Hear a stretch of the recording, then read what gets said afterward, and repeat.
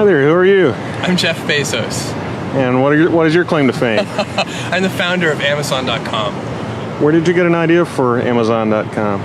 Well, 3 years ago, I was in New York City working for a quantitative hedge fund when I came across the startling statistic that web usage was growing at 2,300% a year.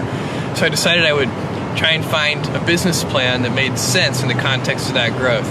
And I picked books as the first best product to sell online, which are making a list of like 20 different products that you might be able to sell. And books were great as the first best because books are incredibly unusual in one respect, and that is that there are more items in the book category than there are items in any other category by far. Music is number 2. There are about 200,000 active music CDs at any given time. But in the book space, there are more than 3 million different books worldwide active and in print at any given time across all languages, more than 1.5 million in English alone. So when you have that many items, you can literally build a store online that couldn't exist any other way. And that's important right now because the web is still an infant technology. Basically right now, if you can do things using a more traditional method, you probably should do them using the more traditional method. What kind of inventory do you keep? We inventory the best-selling books. At any given time, we're inventorying in our own warehouse only a couple of thousand titles. And then we do almost in-time inventory for another 400,000 titles or so. We get those from a network of we order electronically from a network of wholesalers and distributors. We order those today, they're on our loading dock the next morning. Then for another 1.1 million titles, we get those directly from 20,000 different publishers, and those can take a couple of weeks to get. And then there are 1 million out-of-print books in our catalog. We have a catalog of 2.5 million books altogether. Those 1 million out-of-print books, some of them we can get and some of them we can't, but we find them if we can, and then we ship them to our customers. We do kind of a search on those. What's almost-in-time inventory? Almost-in-time inventory is the phrase we use to describe a whole selection of books that we offer. It's basically the things that are, below the 2,000th best-selling book up to the 400,000th best-selling book. Those are titles that we can get from a network of more than a dozen different wholesalers. So if a customer orders a book from us today, we order that book from our wholesalers today, and that book shows up on our loading dock the next morning, and then we can ship it to the customer. They say one of the toughest things to do on the internet is to capture mind share. What was your secret? How did you do that? Yeah, even more generally, I agree with you that capturing mind share on the internet is extremely difficult. Even more generally, it's the late 20th century, not just the internet. Capturing attention. Attention is the scarce commodity of the late 20th century.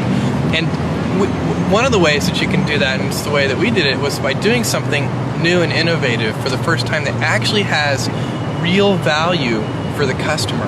That's a hard thing to do, but if you do that, then newspapers will write about what you're doing, customers will tell other customers, and you'll get a huge word-of-mouth fan-out, and that can really drive and accelerate businesses, and that's what happened with us. In the first year of opening Amazon.com to the public, we didn't do any paid advertising, and all of our growth was fueled by word-of-mouth and media exposure.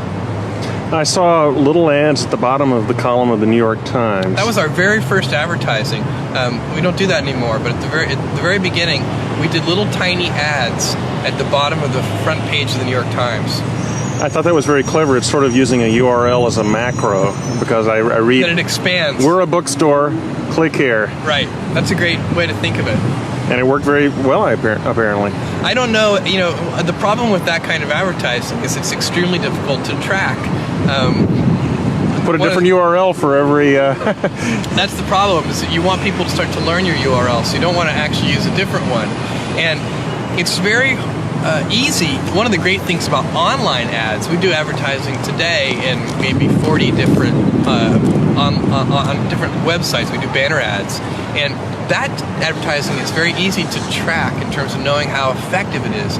So we know for each piece of creative in each venue, not only how many click-throughs we get, but how many sell-throughs we get, and how many dollars of revenue it generates per ad dollar spent on that creative in that venue. And that is a sort of a marketer's nirvana in a certain sense. Well, it's an exciting place to be on the web right now. Oh, it absolutely is. I mean, it's just incredible. This is what's really incredible about this is that this is day one. This is the very beginning. This is the Kitty Hawk stage of electronic commerce. We're moving forward in so many different areas, and lots of different companies are as well. And the late 20th century is just a great time to be alive. You know, we're going to find out that I think a millennia from now, people are going to look back and say, wow, the late 20th century was really a great time to be alive on this planet.